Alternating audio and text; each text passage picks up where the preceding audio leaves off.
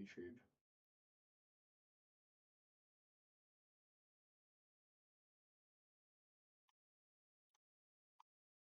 Okay.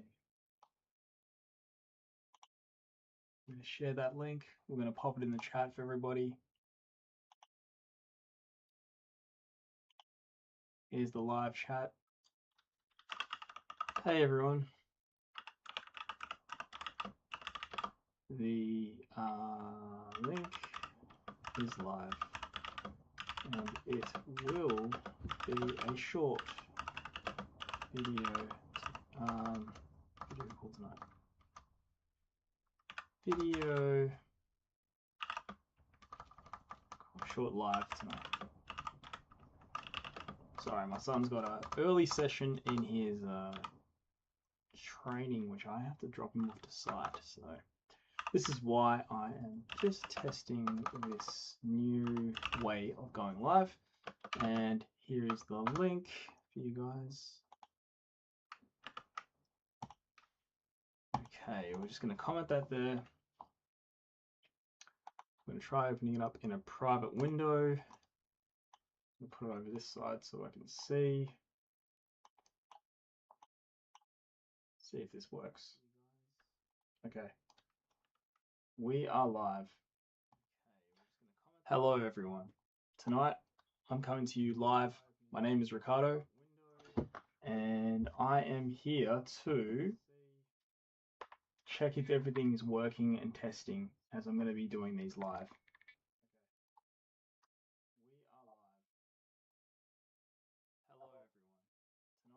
Tonight I'm coming to you live. My name is Ricardo and I am here to check if everything is working and testing as I'm going to be doing these live.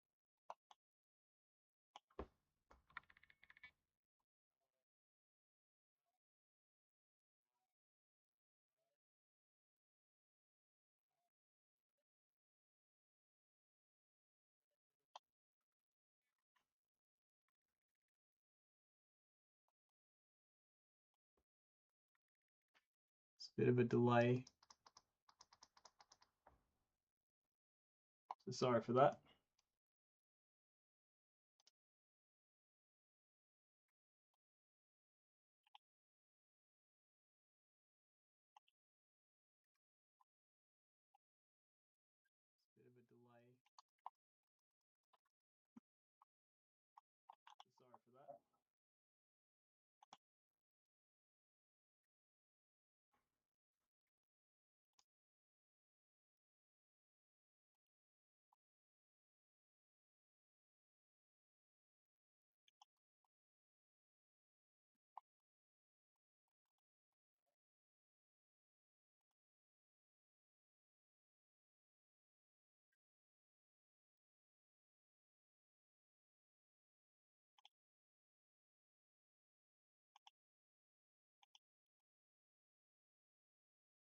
Okay, I was just testing to see if I could go live from simultaneously between my school community and on OBS, and that's not going to work. So there'll be a bit of a delay. Pop all your questions in the comment section below, and I will get to your answers in due course. I'm going to continue this and just start speaking about the topic I was going to talk on tonight. So I will get to your questions at the end, okay? Pop all your questions in the comment section below, and I will get to your answers in due course. I'm going to continue this and just start speaking about the topic I was going to. All right, I got rid of that echo.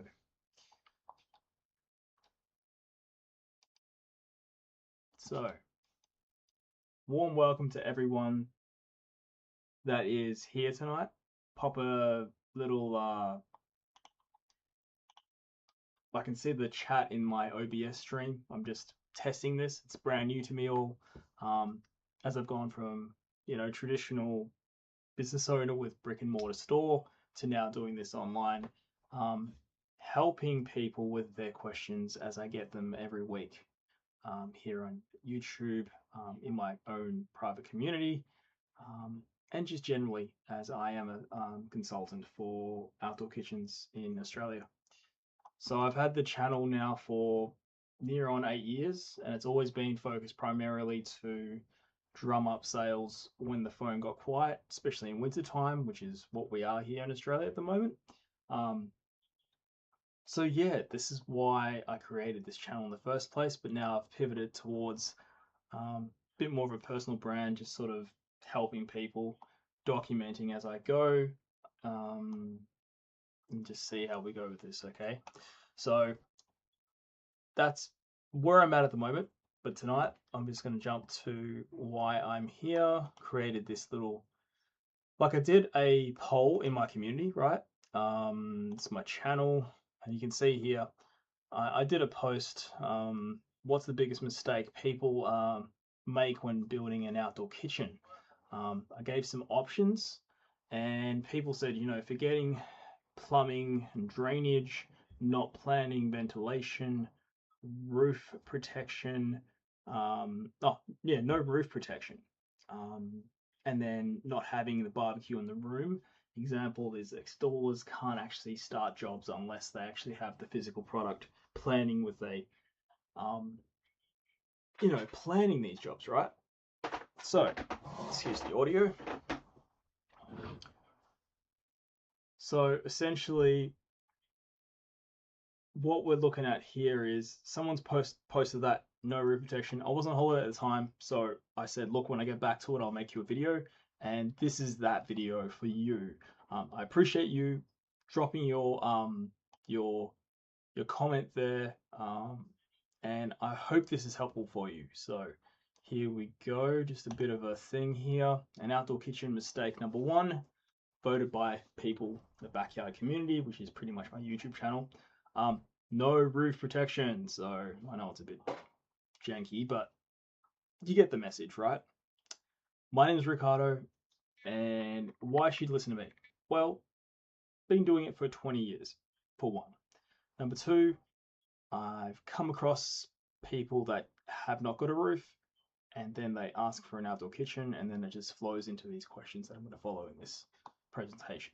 So I've used, full transparency, this what's it called? Gemini Notebook LM to create this. So not me, not a graphic designer, but this is what I've done. So essentially UV death, the cabinetry warps, cracks under the direct sun. When you have an outdoor kitchen and it gets the afternoon sun, the sun will come in and it will just sort of give a nice visual line of sun fade if you don't have something that's UV safe. Rust and rot. Now, the barbecue you see on the left-hand side is an actual photo of a barbecue. The other one's obviously an image AI did. But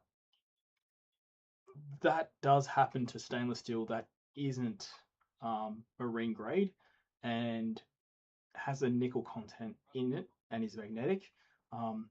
So not saying that this barbecue on the left will end up like this. It's just an idea of if you get inferior stainless steel and you don't actually take care of it, much like a deck, if you don't stain your deck, it will deteriorate and tea stain. That's what will happen, right? So your appliances will also fail as well, like, water will get into the electrics of the ignition system. Yeah. And then general just water running into cabinets is a nuisance.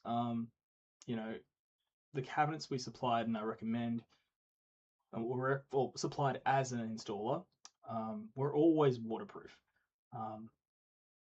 which is perfect, except the annoyance of having to shutter all that water out every time you want to use it in the raining months, which is like winter now.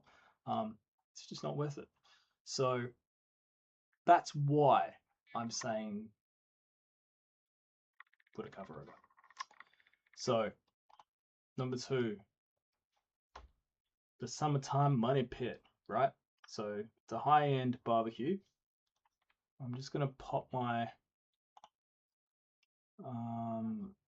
my comment section over here to see if anyone's live. Pop that window over here because I've got another community running as well, in the school community, and checking that feed is important for people that are over there in my lives. So I'm just putting that over there as well. So great. Let's continue. So high-end barbecue, high-end, pizza oven, things like this, generally ends up being a problem because it's got sun and rain exposure with no roof protection equals tear out, wear out. That's what it basically says. Because I've seen too many budget-friendly builds become money pits within 2 summers, and then you have to actually replace them. And that's a rebuild, and that's just cost of money, time, and things that you don't want to do.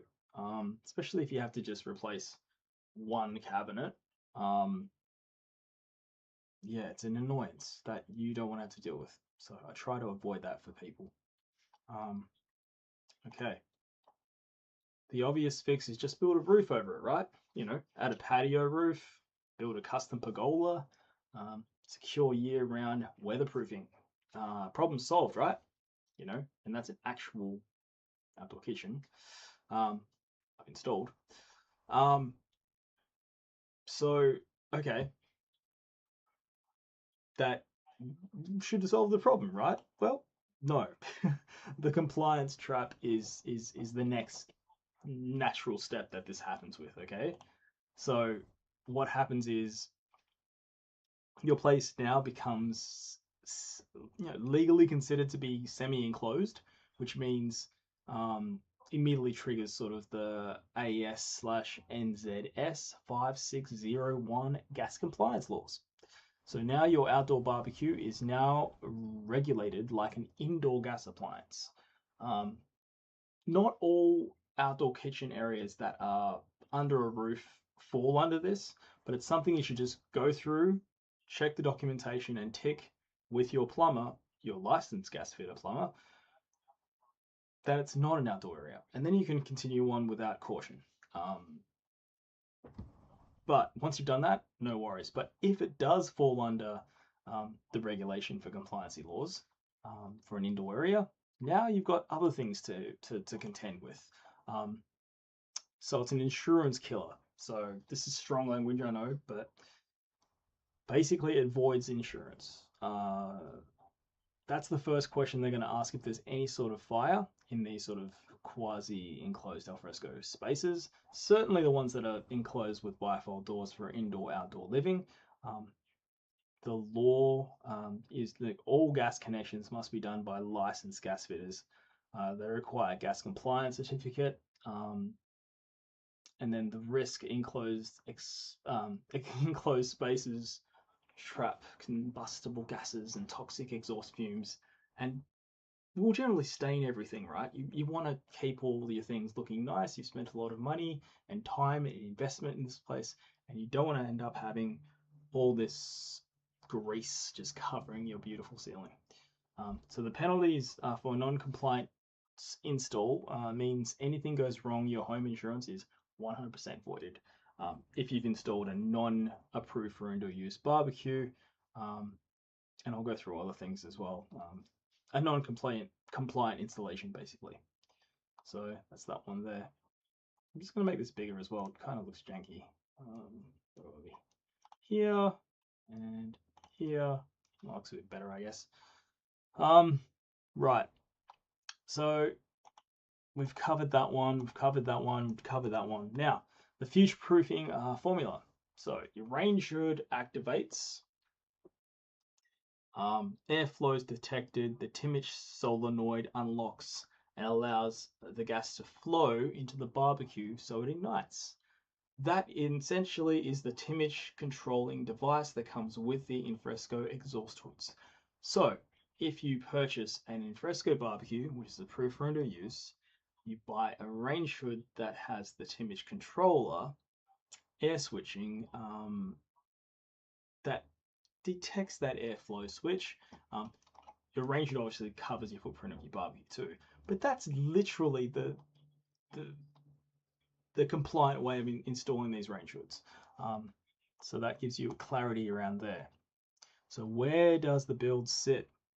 It's an exposed setup. There's no roof protection. UV and weather damage is what it's prone to. It's going to last probably 2 summers, right? The illegal cover, roof added but no ventilation. Now, it's a bit of a grey one there as well. Like if it is an outdoor space, right? I still recommend getting a getting a exhaust hood. I do believe in doing that. Reason being is, oh, sorry, I just gotta do something here. Okay,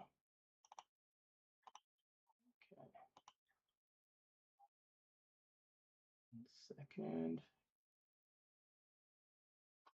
Yeah, sorry, someone just left a comment. I just had to respond to that. Yeah, I do still recommend you getting a exhaust hood.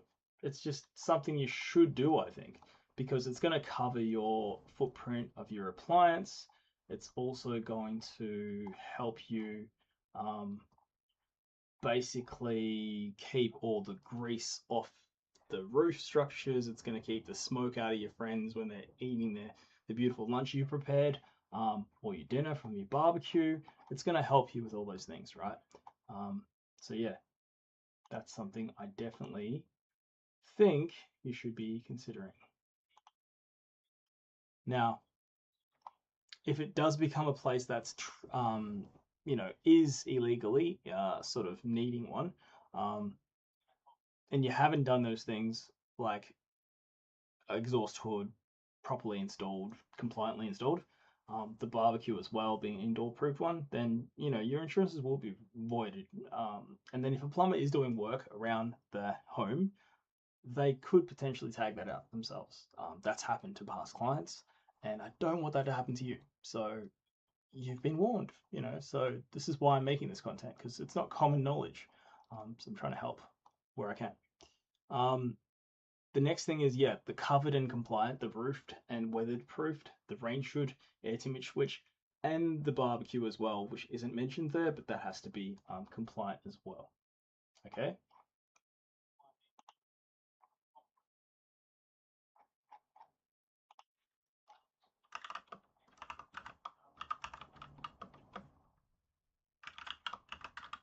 Just responding to a comment here. Please excuse me. And feel free to pop a chat in the bottom, guys. I'm here to help you guys. As the algo probably spits out that I do these more often. Every Tuesday I do these live. So I've got about 10 minutes left, but I'll be around in the comment section and you can always post something later.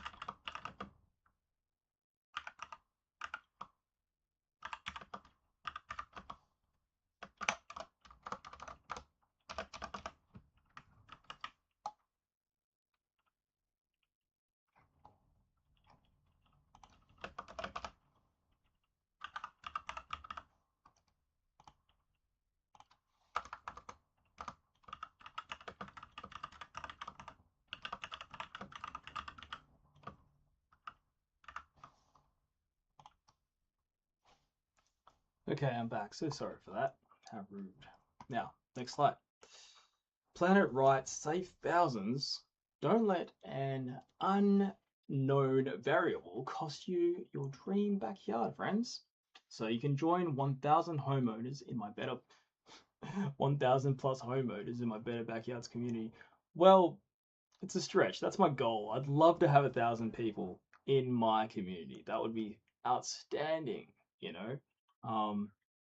However, I'm going to test that. I'm going to test that QR code to see if it works. Let's have a look. Bet you it doesn't. So AI. It doesn't, but that's okay.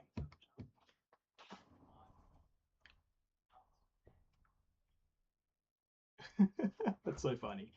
Anyway, I'm just trying to say, look, I have a community and that's what I do day in, day out, okay? So that's the end of that little spiel.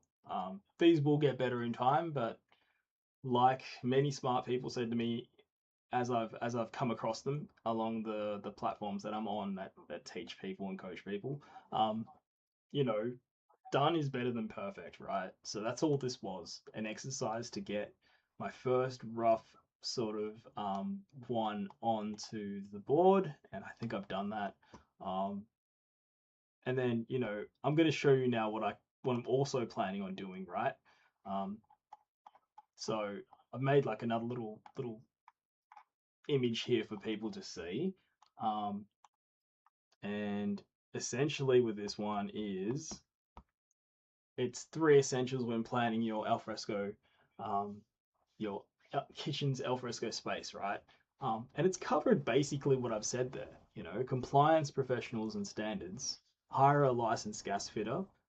Ensure a proper extraction. Check local energy safe laws. Um, Buy a barbecue that's compliant for the indoor use area. Um, these things are pretty straightforward. And then obviously the interlocking for the range hood. I mean, our ones that I recommend from Barbecues Australia actually have them. So I don't go into much detail when I'm with clients, that it's already there. So half the time people don't even ask me for them. It's just an added bonus. I tell them about it because they have to tell their trades about it. So that's why I do that. And then you've got fire and safety and spatial design. Non-combustible surfaces, we've got to build them away from the actual space. So that's the whole point there as well, because you've got to have minimum distances from your barbecue to your actual alfresco space. Your carcasses, your barbecue, there has to be a space between that, and it has to be non-combustible. So that's what a heat shield is. Sometimes they call it a heat jacket. Um, that's what a client spoke to me this afternoon about, and they're going to send me a plan because they want to use their existing barbecue and some new cabinetry. And this person's an interior designer, so I speak to a plethora of people on different walks. From 20 years of experience this person has, they still didn't know what they didn't know, right? So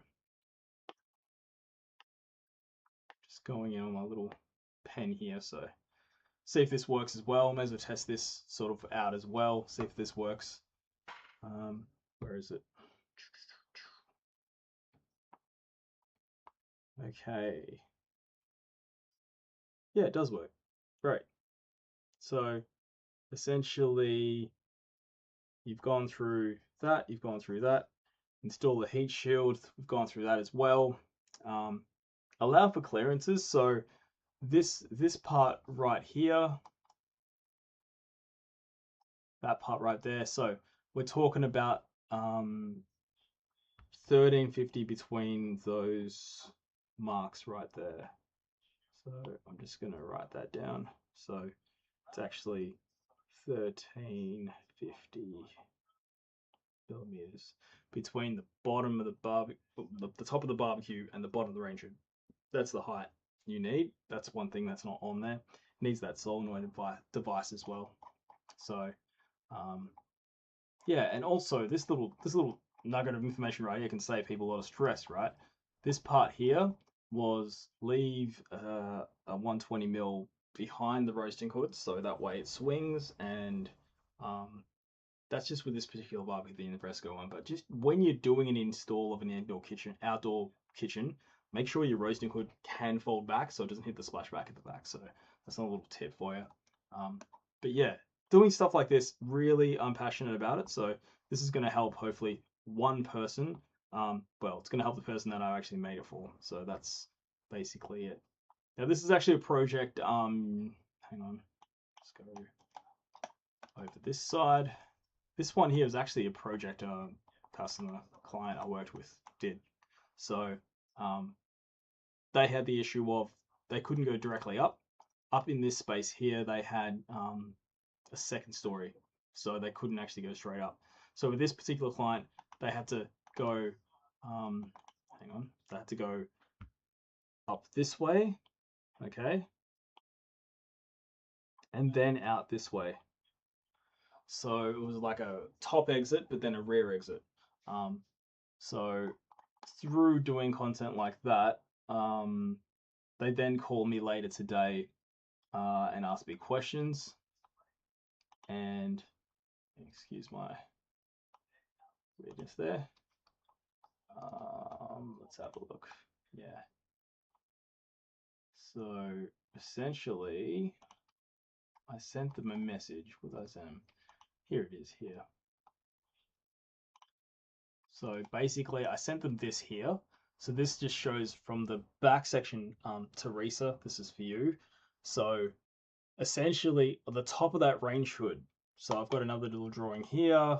This is the part I'm talking about up here. Right here, these little flues are coming through this little section right here. Okay. And then they're going to go up and out through there. Okay. So that's what that is. So yeah, there's the 1350 I was talking about. There's the interlocking device right there. There's an air sensor right there that senses the pressure, allows the gas to flow into the barbecue. So there's a bit more of a technical drawing for you there. But yeah, just trying to help you guys. And hopefully it has helped you because I've gone over time now. And I hope everyone enjoyed today's live. And I hope to see you next Tuesday when I do it again. And I will post a replay of this in the community and also within YouTube somewhere, I think.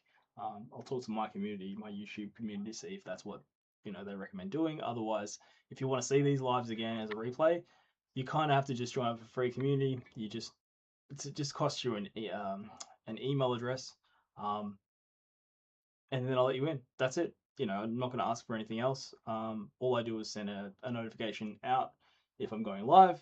That's all you're going to be getting.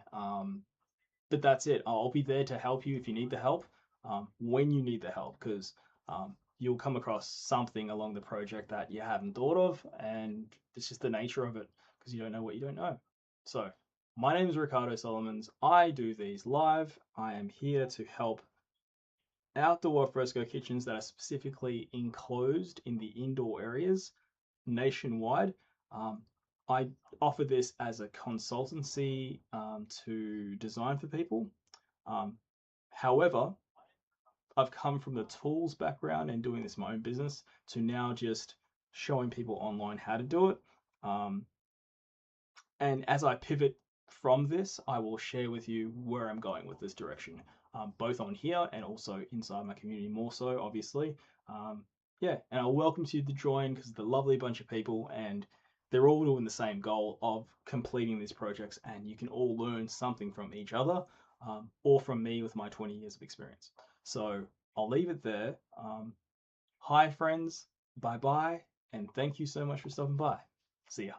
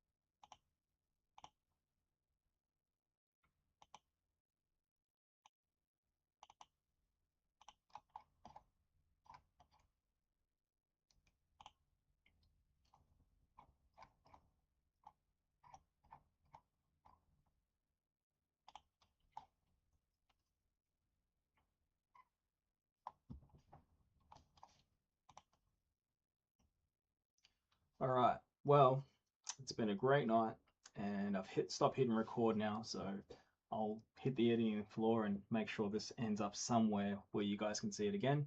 Thanks for stopping by. Catch you guys.